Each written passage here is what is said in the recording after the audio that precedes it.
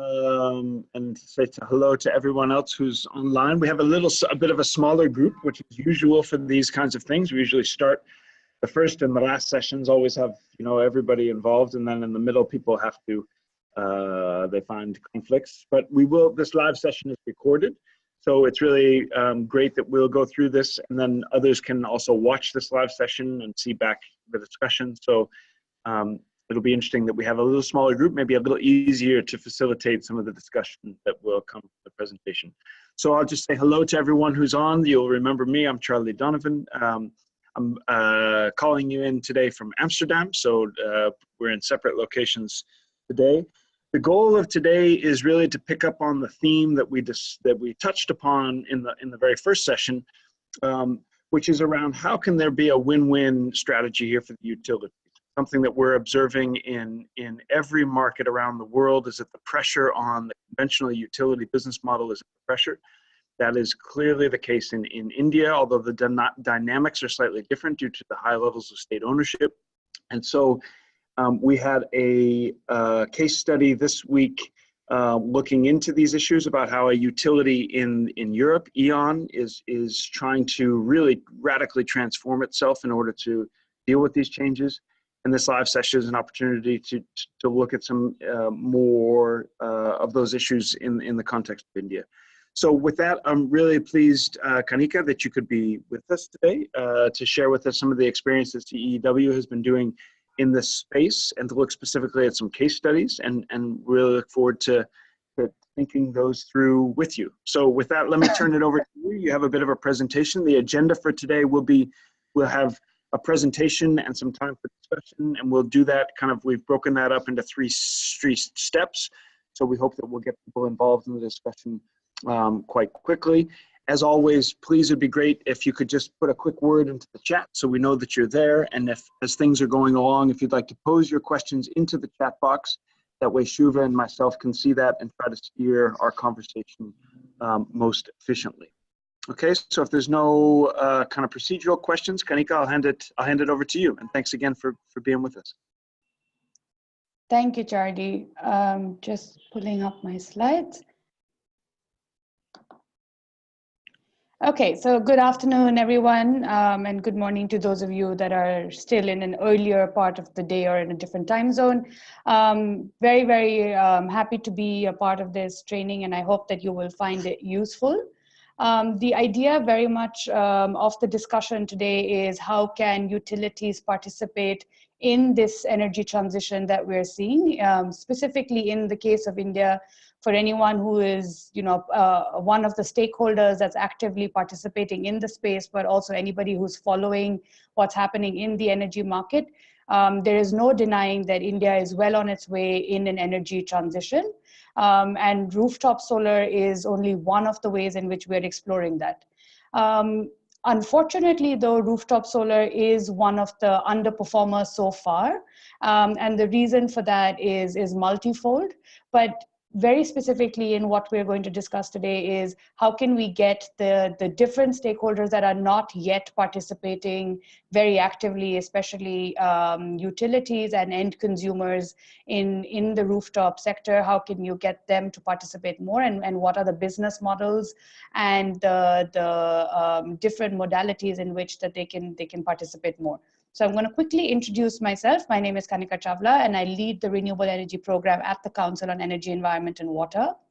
The Council on Energy, Environment and Water is an independent research and policy institution based here in New Delhi. And we do a lot of work ranging from energy access, renewable energy and power sector to more over the horizon thinking around low carbon energy transition pathways, risks and adaptation, and technology, finance and trade. The work that I'm going to be talking about today specifically focuses on rooftop solar and has been done by the renewables team. And some of the participants that are a part of this course are more familiar with this work, but hopefully by the end of this, we will all at least have something that we can agree on and move forward on together. So going forward, I'm going to quickly talk about the different stakeholders that are important in thinking about the energy transition. So while the discussion, sort of some of my slides today are focused very much on residential consumers are really in some ways a placeholder for any end consumer. So they are often the most difficult to convert, and from the examples that we are seeing around us here in India, we are finding that rooftop deployers and rooftop companies find it quite difficult to reach this target audience, but this is to a lesser extent also true for corporate consumers. So all the lessons that we're going to discuss today are actually true for any kind of end consumer, whether it's a small business, commercial and industrial consumers, and also residential consumers. So that being said, the players, as we're discussing, are of course the consumers, the developers that are going to provide the solution, but then the role of the utility in facilitating that, and then where is the money going to come from? So of course the financiers. And the challenges that each of these different stakeholders face are quite different. And so I'm going to quickly talk about what some of those challenges are, and I'm sure that some of this has already been covered in last week's discussion. But regardless of who the end consumer is, one of the big impediments to adopting rooftop electricity solutions is the high upfront cost. And that is in and of itself a problem, given that grid connected supply, you only pay for the service that you're using, not necessarily for the asset that you're installing. But also, even if you were interested in doing that, there is the problem of access to finance. This varies again across consumers. More established, larger commercial consumers have better access to finance, but for micro, small businesses, as well as for residential consumers, access to finance can be quite a big problem. And then there's problems around lock-in of your roof space, and then sort of the opportunity cost of that. And then also, even if you were interested, you may not necessarily know where you can get the service, who will be your service provider. So there's a lack of awareness. On the utilities end, if they were to play an important role, the biggest impediment and one of the reasons why they often resist the transition, which is what Charlie was also mentioning, is because the best consumers leave first. This is especially true because, as we are seeing in India now, much of the rooftop adoption has come from commercial and industrial consumers, which from the utilities point of view are their best paying customers. And if they were to leave first, the financial viability of the already overburdened utilities would further get exacerbated. And then that's something that's not ideal from the utilities point of view. But that being said, there is also, of course, then the problem of having capacity in-house to deal with this transition. It's not core to the business model of the DISCOMs as they stand today. And so they have to have a willingness to adapt as well to a new energy system, and their value proposition also needs to evolve. And then the other one is around variability, especially since a lot of these rooftop systems are grid interactive. So the rooftop almost acts like a standalone battery. The utility acts as a standalone battery through net metering, et cetera. And that can cause a lot of issues around dispatch management and other such things. From the developer's point of view, while they get into this business, of course, with the hope and aim of greater adoption of rooftop solar, accessing customers can be quite difficult. And then all of the issues that the customers face indirectly become issues for the developers as well. So as you'll see, some of those issues that we've already discussed for consumers are listed again as issues also for developers. And then, of course, the very important but often ignored player in all of this are the financiers, and their appetite for rooftop solar is often constrained by the small size of rooftop solar projects. The small amount of capital required actually makes the cost of due diligence disproportionately high, and this is one of the reasons why financiers try and avoid this, because they just much rather do a one tranche, very large transaction rather than do multiple. So there is a great need for aggregation. The other is the credit worthiness of the end consumer in this case. This is, again, a problem that is much more severe when you are trying to target procurement from small businesses or from end consumers in the form of households. And then the problem that, of course, is for the power sector as a whole in India around the sanctity of contracts and PPAs. That being said, what then can compel utilities to take part in this transition towards greater adoption of rooftop solar? That is a really interesting question. There's, I think, a lot of lessons to be learned also from utilities around the world that have first resisted this transition and as a result have ended up losing out. And so in our experience of having worked with several utilities around the country, private and public utilities, is that there is great appetite from these utilities to participate, to also facilitate the transition. And they play a very important role because of the advantageous position that they have in the value chain. There is a trust factor that they have with these consumers because they are their service provider at the moment, but they're also a more credible entity for business developers as well as financiers because of their large operations and the long period for which they've been doing the work that they've been doing. So their books sort of are much more solid despite their financially over-leveraged state. The other is aggregation. Because of the large number of consumers that utilities service, they are best placed to couple or group different consumers and bundle them both for the developers, the rooftop solar developers. So that reduces the rooftop solar developers' burden of business development and customer acquisition. But it is also hugely beneficial from the financier's point of view because there is an entity that has been dealing with these end consumers and can provide some sort of a proxy credit rating for them. As we were discussing before, utilities also have better credit rating as compared to end consumers. And from their value proposition point of view, this is a way for utilities to also move with the times and reform themselves to gain new revenue streams by providing this service and being a facilitator of sorts. So that is really the transactional interest for the utilities themselves to participate in this.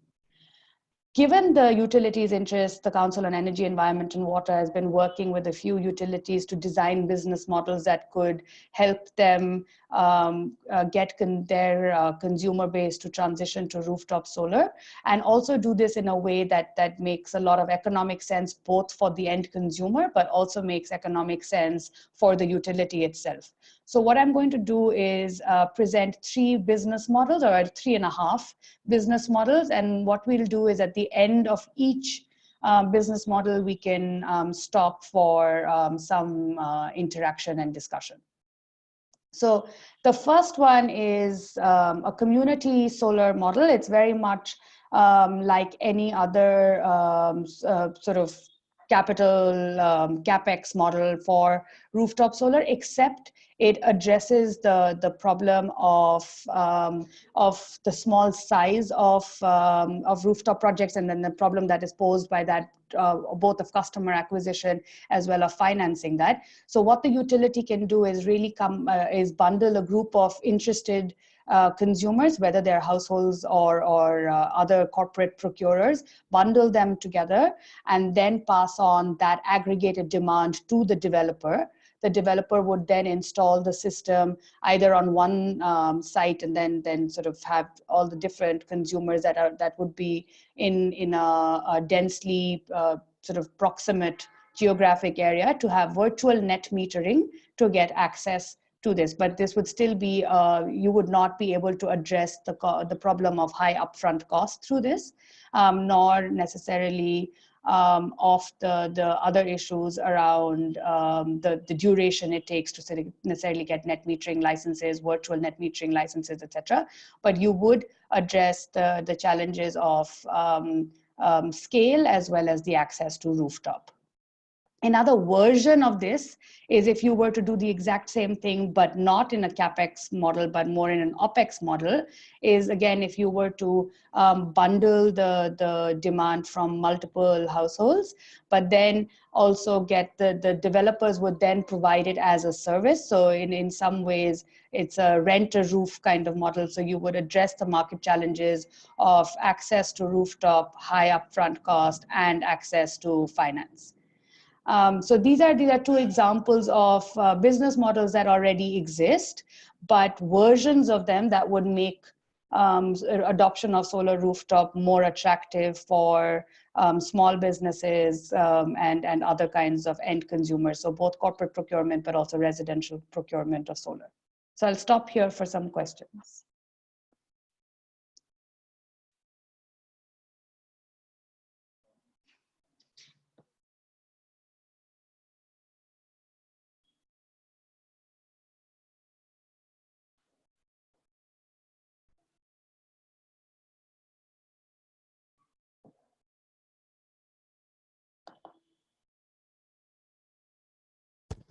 What has been the role of private aggregators?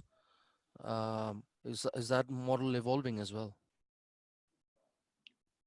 Yes, so the role of private aggregators so far has been an important one, but a limited one, right? So, sorry. So there have been a few examples of private aggregators bundling both demand as well as also sort of multiple rooftop developers lines and then getting finance for that. But because of, again, there is for investors as well, there is a trust variable that is missing between these different entities. And because the private aggregators are also not able to necessarily determine the credit worthiness of the pipeline of projects, they're not able to do this as ably as we expect utilities to be able to do. So while I think that there is a role for both private aggregators as well as for utilities to aggregate, I mean, that's something that will continue to exist. But utilities have the great advantage of being able to come up with a proxy credit score for the end consumers. This is especially true for smaller businesses, micro, small, and medium scale enterprises. Thank you. So in the role of aggregators, I was just wondering, is this just about a commercial model of absorbing risk, or is it sort of more having the infrastructure like the utility to be able to actually sort of connect to the grid and then wheel power, etc. So how does it sort of interface with the DISCOM? Right. So all of these are grid interactive rooftop systems. So even, for instance, if there was a private aggregator, the technical solution would not be different because with a net metering solution, you would still be able to feed into the grid, so sort of be a prosumer, so to speak, feed into the grid when you have excess and then draw from the grid when you need it. So you don't actually need a large battery solution. But from a credit point of view, there is a twofold benefit. One is what the utility can provide, which is what I was saying before, a proxy credit score. But the other is what all aggregators provide, which is really a larger pipeline for investors as well as for the developers, because the developers then don't need to necessarily do due diligence in the case of a utility, because the utility will bundle the consumers for them. But for a private aggregator, even if that's bundled, they'll still need to do diligence on the end consumer. So while they have access to a larger pipeline and their cost of customer acquisition goes down, often they're still spending a lot of time doing the credit worthiness checks of each of the bundled projects or each of the bundled demand customers, so to speak, demanders of power. I believe this model has been fairly successful in Singapore, where the government has actually taken the initiative because of lack of space in Singapore. All the high rises, they've sort of having a model where they lease the space and then put in solar, and then sort of the energy produced is actually brought into the grid. So imagine the number of high rises in Singapore, all of that generating solar power and then feeding it in the system. Yeah, and this is actually again very important point that you say. There's a just the transition. I mean, there is rooftop solar has so many benefits that which are not limited just to the benefits of renewable energy.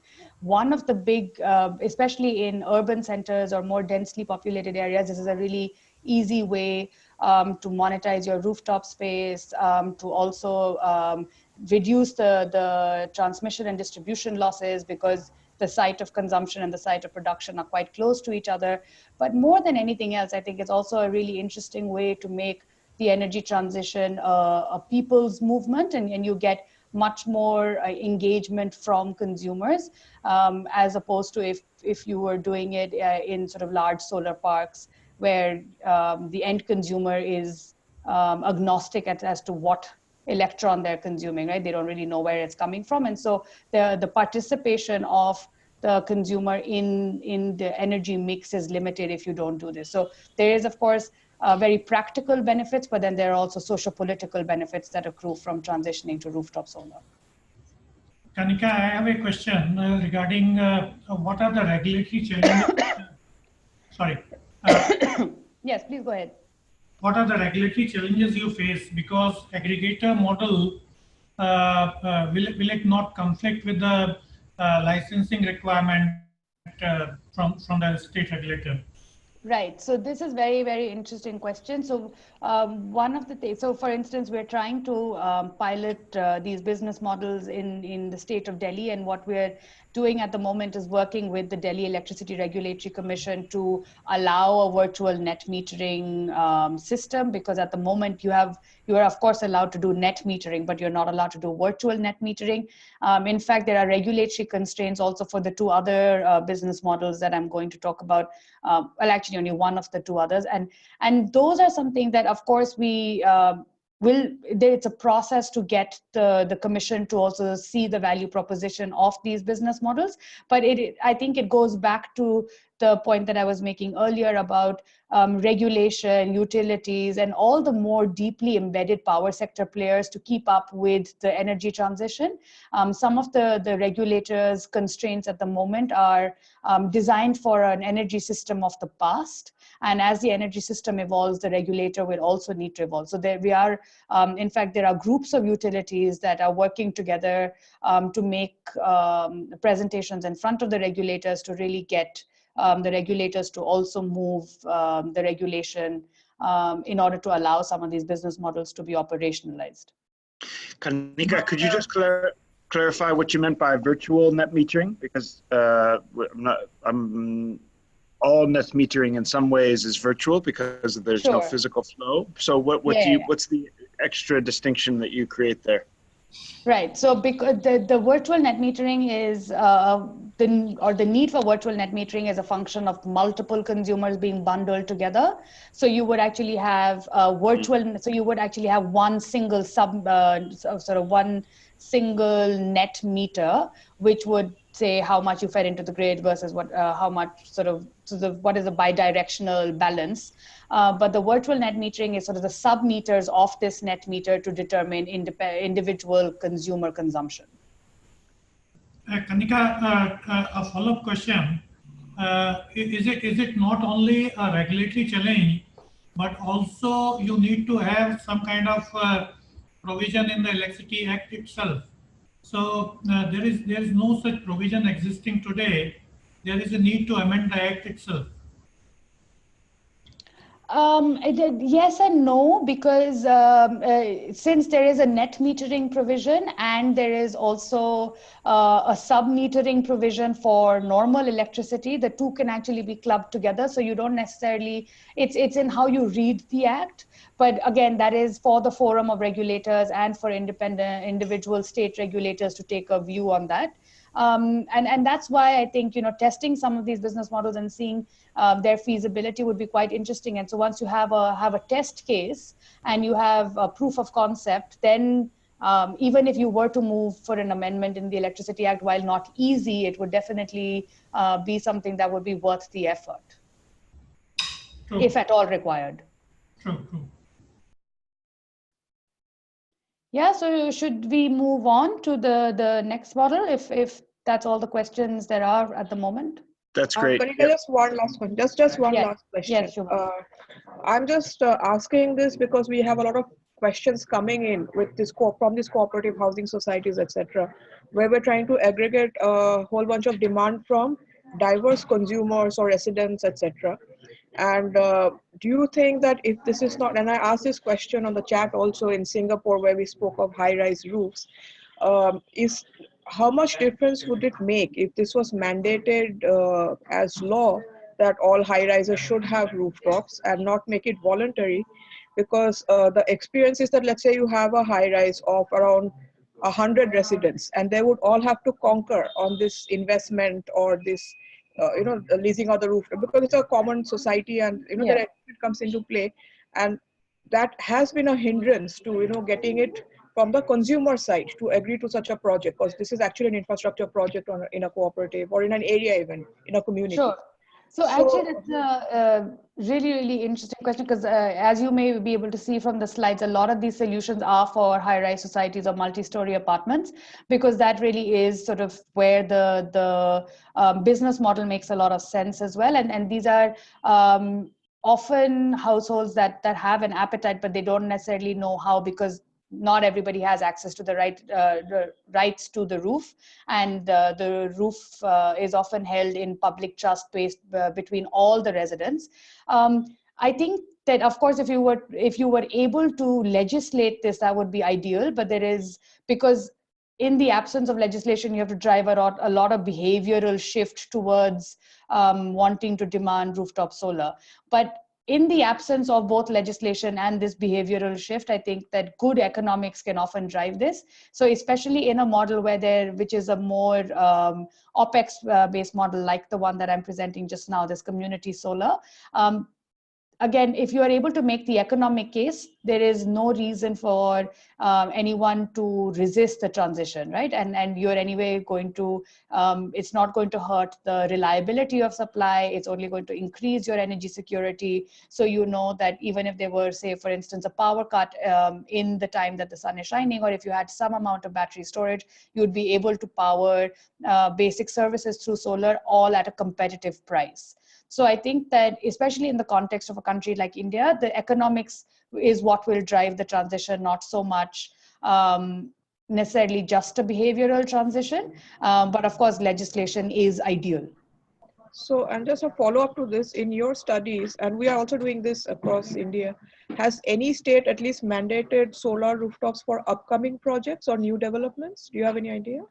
So Delhi, the state of Delhi is trying to do this at the moment, and they're especially trying to do this for what is all the buildings that are being built by the Delhi Development Authority. But this is again it's a work in progress. So hopefully going forward, we're going to see a lot more rooftops. Excuse me, can I add something? I'm Sanjay Srivastava from Regulatory Yes, Mr. Commission. Srivastava. Am I audible? Yes. Hello. Actually, as far as UP is concerned, we have come up with a regulation that is UP ERC rooftop regulations. In this regulations, actually, we have made provision for aggregator model in the net metering as well as in the gross metering segment. Earlier, we were allowing only the gross metering section for aggregator model, but now we have made the provision for net metering also. In both the models, without going beyond the provisions of the Act, we have made those facilities for the developer. Like in gross metering, suppose there is an aggregator, that aggregators is allowed to go for net metering agreement with the distribution company for the total contracted demand of all the consumer for which he is working. In the net metering, the same provision is there. The only difference is in the gross metering, he is compensating the cost of the energy, whereas in the net metering, he is compensating energy to energy.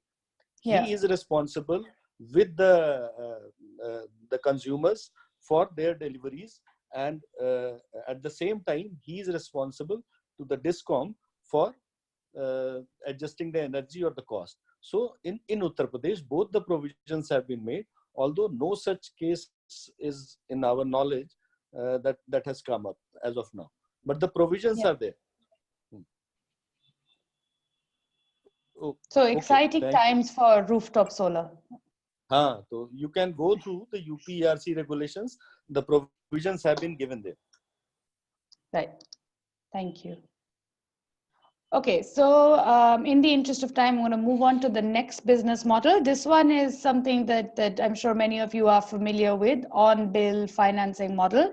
Again, this is extremely interesting given the constraints that rooftop adoption faces, right? So similar to how any other on-bill financing works, independent houses repay the cost of the asset that they're building on the savings that they have from using that asset on their bills. So in this, the role of the DISCOM is very interesting because the DISCOM is not only facilitating the connection between the financiers, the developers, and the end consumers, but they are also playing the intermediary role of payment collection, and they're aggregating in that loan arrangement. So as a result of that, there's going to be a collection fee. So they're actually going to be able to collect all of the returns from the on-bill financing, keep a bit of it, and then pass the rest of it on to service the loan that these households or these end consumers have taken. As a result of that, the DISCOMs find a new line of revenue, which is why it makes a lot of sense for them to do. But also, independent households are able to transition to rooftop solar without necessarily having to bear the burden of very high high cost of capital because of their credit worthiness has almost been underwritten by the utility. So I haven't really gone into explaining each of the steps here because I'm assuming that we have a fair amount of familiarity with the on-bill financing model. But again, I'll stop here for questions or comments.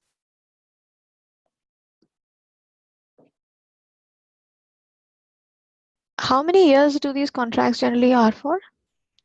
So for 25 years, this is in some ways one of also the impediments to the adoption of rooftop solar, because if you, as we know, the cost of the cost of solar energy goes down year on year. So a lot of the consumers are quite hesitant to adopt it because they know that they can maybe get it cheaper going forward. But the savings that you have are almost immediate in cases like in the on-bill financing model. And so actually it doesn't really make very much sense to wait. So what's the kind of payback? There's not really a payback here. Because they're not really upfront, because there's no upfront payment. Yeah, correct. But you would actually have only net savings in about 7 to 8 years. But this, of course, depends very much on the cost at which you borrow and the pace at which you repay. But in most cases, you can say that there's a 7 to 8 year payback of, and in on-bill financing models, etc. That's the period in which you only have net savings. You don't have to pay out anymore. Mm-hmm. Okay.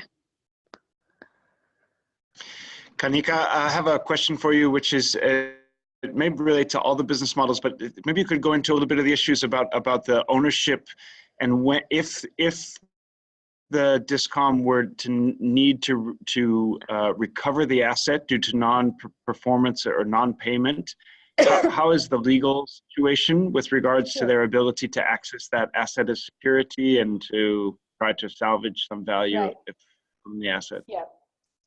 So actually, this is in any kind of financing model, whoever is the financier, of course, then has access to or owns the asset, even if they don't necessarily have access to it. But this presents two big problems in the Indian context. The first one is that there is the actual access to it, right? So especially since this is a decentralized model, oftentimes going to collect the asset, it can be quite prohibitive. Then will you get access to the roof where the asset is located, etc. This is quite common also in other parts of the world. But the problem that is quite unique to India is that a solar system is not a very good I mean, there's a quite limited secondary market for solar systems. So there isn't a liquid market for panels, for instance. And this is one of the reasons why a lot of financiers would not like to hold the solar system itself as their guarantee, or it's very hard to mortgage. So one of the things that we are finding from developers in the discussion today, they'll also perhaps be able to give us a bit more nuance on this.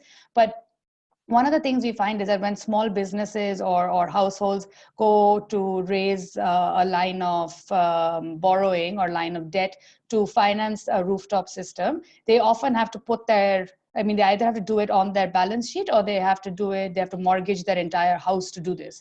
This makes the process quite prohibitive. And this is, again, a function of the absence of a secondary market for solar systems. But in the case when the utility gets involved, this becomes a bit easier as well. Not necessarily because the utility has, some way of getting access to a roof that would otherwise be locked, other people would be locked out of, but it's because they are your service provider. And if you were to default to your utility, they would just cut your electricity connection, and nobody really likes that. So as a result, the utility has a way of arm twisting, to some extent, defaulters in a way that other private arrangements don't allow for. So in this particular model, while I think the payment is not a big issue, as you rightly said, isn't this a lot of administrative burden on the DISCOMs to be able to sort of have these arrangements with the third-party lenders? And who does the due diligence, basically? I mean, is it a third party? Do they transfer all the due diligence risk to a third party, or how does it work? Right. So in this case, the finance arrangement is a tripartite arrangement. So the utility actually doesn't necessarily go to the third-party lender. There is, of course, the administrative burden of bill collection, but that is already something that the utility does. And they are, in this case, also going to be paid a service fee for doing this. The three parties that would sign the finance arrangement would be the borrower, the lender, and the utility. So the utility is actually the agency that does the due diligence. And again, as I was saying before, because the utilities are quite familiar with these consumers and their bill repayment history, the bill repayment or the bill payment history of these consumers acts almost like as a credit worthiness check. So the utilities would only identify those consumers that are interested and creditworthy based on their bill payment history, bundle them, and then the third-party lender would then be able to lend to all of them.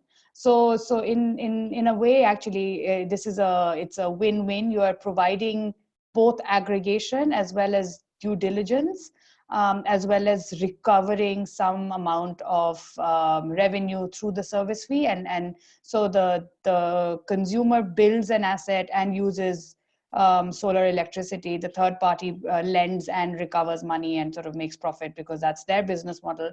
And then the utility, as I was saying, gets a service fee. Where is this particular model being deployed in India? Any real life examples, success stories? So on-bill financing is actually a very common model for energy efficiency products.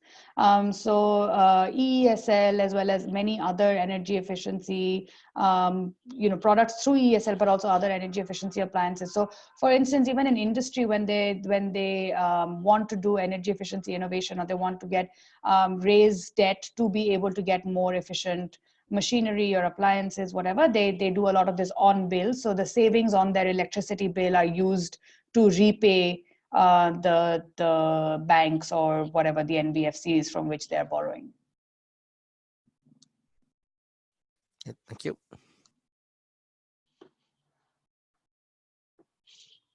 Any other questions?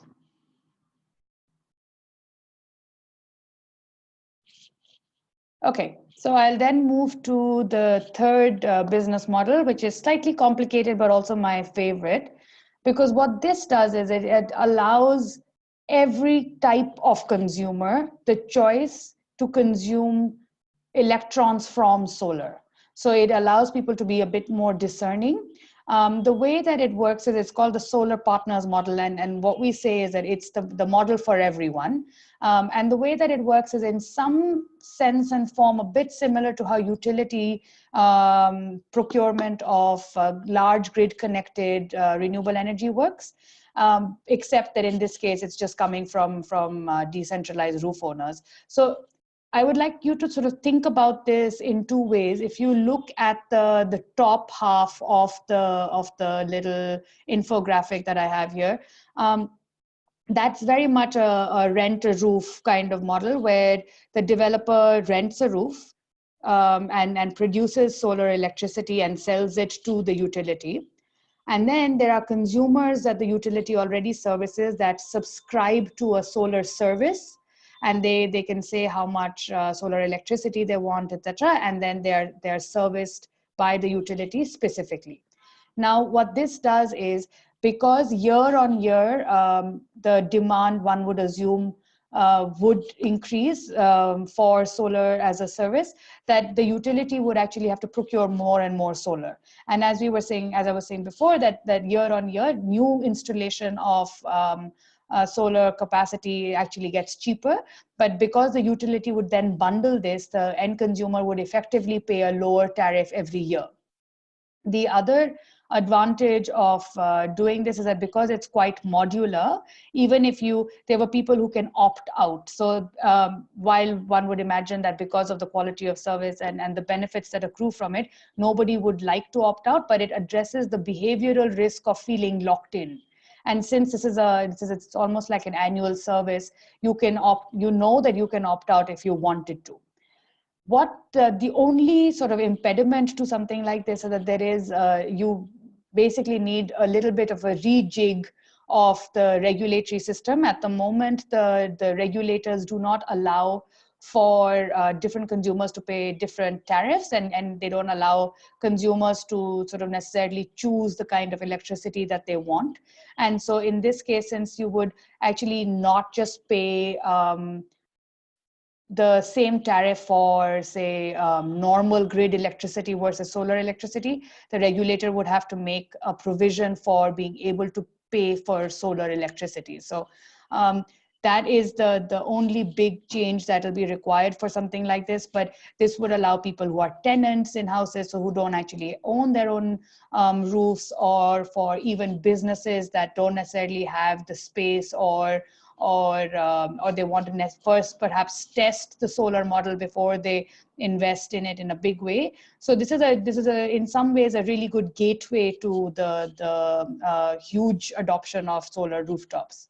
It addresses both the problem of changing tariffs year on year and also the problem of feeling locked in for 25 years. So again, I'll stop here for questions. So this model essentially delinks the rooftop owners from the people who are actually consuming. So why wouldn't then just the DISCOM just offer it to everybody? What is it that the customer needs to specifically do? I mean, right.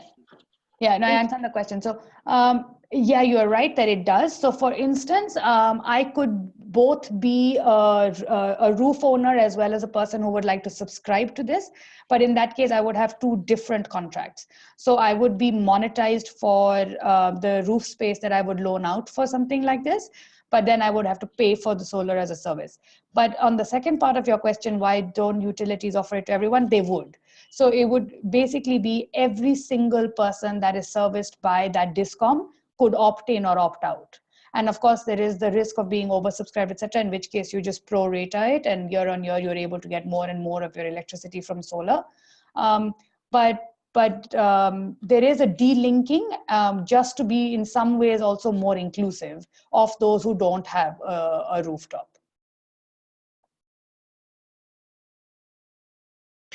Kanika, maybe I'll just add this model is very aggressively being pursued particularly in Europe and North America, but it's the slight difference is that there's a developer in between who sets up a mini grid, and then the mini grid is now the customer relationship.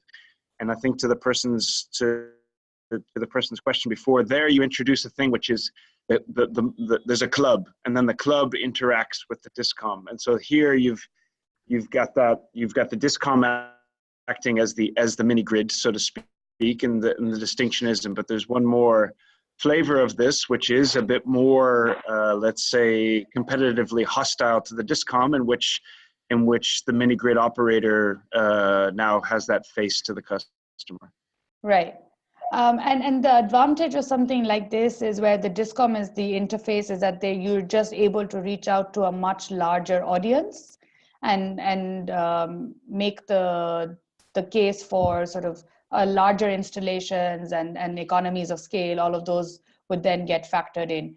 So in our experience of having interacted with some of the utilities, this is the one that they find quite interesting and exciting. But of course, as I was mentioning, there are some regulatory constraints that we're trying to work around.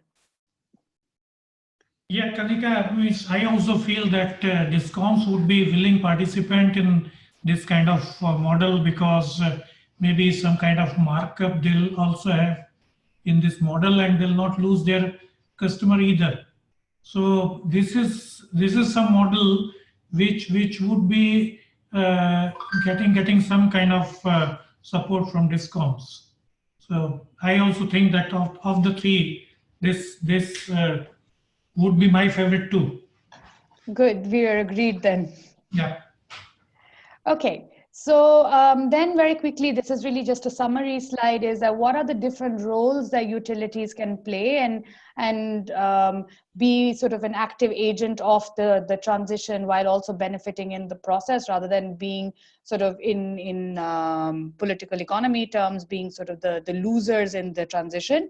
And I think the utilities sort of see that opportunity, but also recognize that they don't want to be left behind. So as we were saying before, aggregated procurement, very, very sort of strongly exemplified in the last one, the partners model that I just presented. Demand and supply aggregation, this is something that they would do even if they were just playing a facilitative role, as we saw in the very first model, the community solar model. Payment collection, as in on the on-bill financing model. Aggregated loan arrangement, again in the on-bill financing as well as in the partners model. And then there is, of course, direct investment. And this is something that some of the utilities that we are working with in Bihar, which is a hugely energy constrained state, is something where they could quite benefit. And this is the value proposition of this is quite simple for the utilities. If they made some direct investments in solar rooftops as well, it would help them shave off some of the peak demand and deal with some of their congestion problems as well. And so we're trying to also do some analysis on this to really make the case more strongly for other utilities around the country to make investments in solar rooftop, while also supporting the ecosystem of solar rooftop through the business models that I just presented. So that's all the slides that I have for you today, but also very happy to take any more questions that there may be at this point. So you have just talked about households here, or residential customers, but this effectively could apply to a commercial office space or a mall. Yes. And do we see more interest in them given that their tariffs are higher? Yeah, so the reason that the business models that we've designed than the ones that I presented today have sort of focused more on residential consumers is because the interest in that category is small. Because also the economics is slightly less compelling than for C&I consumers. But really, the household is really sort of like a placeholder for even micro and small businesses. But like you said very correctly, it could apply basically across the board to any kind of energy consumer.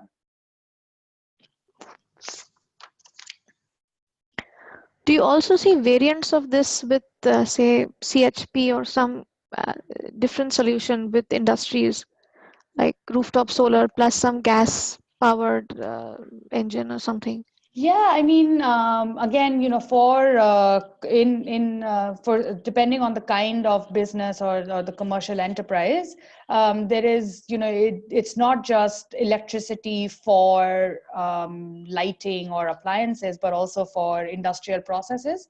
I mean, in my experience, from what I understand, there have not been too many hybrids of this yet.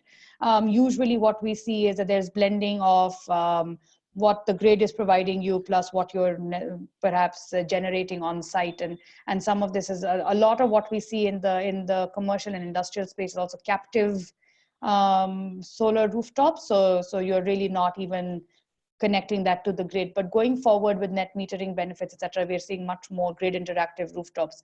But in principle, to answer your question, there of course are a lot of hybrid solutions that can be designed. There's not that much evidence yet at a consumer level of hybrid solutions having worked in India. But I know that in some industrial processes in UP, etc., where there is both biomass applications as well as solar rooftops, etc., working together. But how interactive they are with each other is not something that I'm very familiar with, to be honest. Okay, and there's a lot of thing on chat coming along which talked about the net metering charges of around 2 rupees or thereabouts in some states. So what are these charges? It's basically when you put the electricity back, you charge money for it. No, you're paid money for it. So that's you just paid 2 rupees. Yeah. So again, what happens in net metering is that for every unit that you feed back, you earn money, right? Which is why you're called a prosumer, because you're both a producer, and so for that produce you are paid something, and a consumer. This is a really good incentive, because there is actually a very high burden that the grid faces for acting as this sort of artificial balance for rooftop systems. So for instance, my time of production and my time of consumption is not the same, and then I'm just expecting the utility or the grid to perform this balancing dance for me, and I get paid in the process. So actually it's quite a win-win. Yeah, that's what I mean.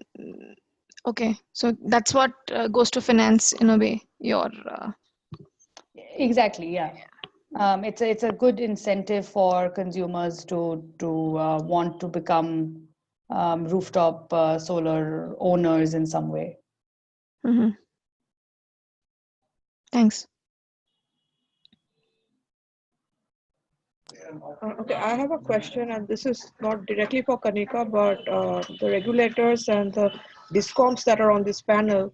The problem that we face at CII, and this is even with CNI consumers, and I'm not even talking about residential consumers, is that these things have become very technical, very financial, and just very cumbersome to explain to end consumers, and for them to kind of choose all of these models. So I want to understand if DISCOMs or regulators or the government are doing anything to simplify this outreach process through which consumers can really understand which model works for them, or just to not get into the technicalities of it so much, because this is a lot of high engineering that is difficult for the lay person to understand, and that is affecting offtake of this model, of this rooftop business.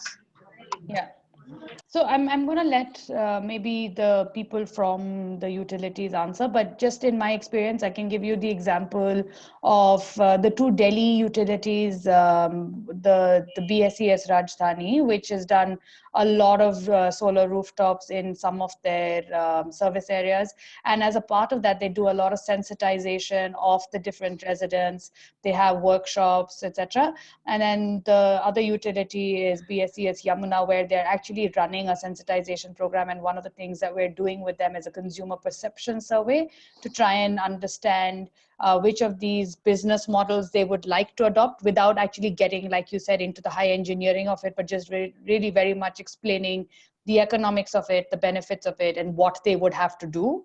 But again, sensitization is only one part of driving the shift. The other is very much access to service providers and also to information, but to service providers. I mean, today, despite all of us being fairly invested in this sector, we don't necessarily know who to call if we wanted to get a solar rooftop system. And how do you really address some of those concerns is going to be increasingly important. And how do you change the narrative around solar rooftops?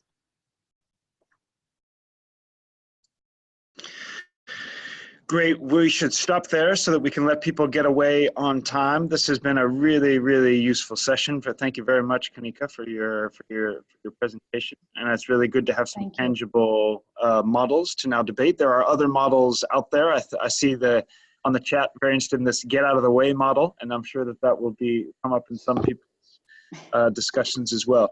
So let me just make a couple of reminders for everyone before you log off. The first is that we will. After every session, there is a podcast. You'll see that we've put up the podcast for session 1. It's about a 5-minute roundup of what happened. We'll do that again for this session and hope to have that available for you at the latest by Monday of next week, so you have it before the next session begins. There will be more material now coming to you for Module 3, which officially kicks off on Monday. We have a live session again next week that will be at an earlier time. We'll send a reminder about that, but just to say now, it'll be at 12 India time on next week, so an hour earlier, and we'll make sure that we get out some reminders about that. Also to remind you that we've set up a LinkedIn group, so folks who are on LinkedIn, we're creating a private page where people can share news stories, ideas. It's a way to complement what happens in the chat, but maybe for stuff that's content that comes externally. And then finally, to ask you to begin to interact with your learning stream, because a lot of the way that we make all of this real and tangible is through the project that we have asked you to take on in designing a strategic plan for corporate procurement from an example company. And to do that, you're going to have to work through all of these issues and figure out who's going to be the counterparty and what kind of regulations will enable the setup that you find to be optimal. So really ask people to continue to look at that, think about that, and to the degree possible, begin to have a chat with your cohort. There's a private section on the assignment tab on the learning platform, and that's where we would say it's the best place to kind of get those discussions going. So with that, we're right on time. Thank you all very much for joining us. And as always, we're available on email in between, but otherwise, we'll see you again next week. Thank you again for your intervention today. Thank you. Thank you. Thank you very much.